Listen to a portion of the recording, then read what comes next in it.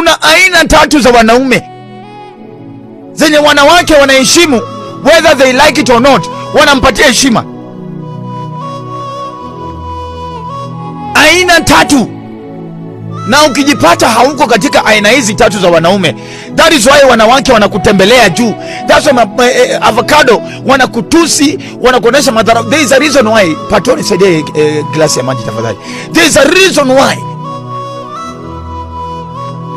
As a man, you must fall under these three categories.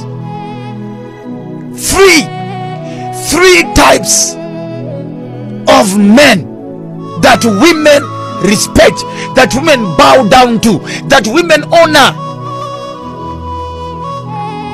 Aina ya kwanza, men who are busy. Men who are busy. Hakuna kitu ambacho kinaudhi avocado kama mwanaume mwenye yuko tu. Women like a busy man. Women like a man that is on toes, a man that is doing something.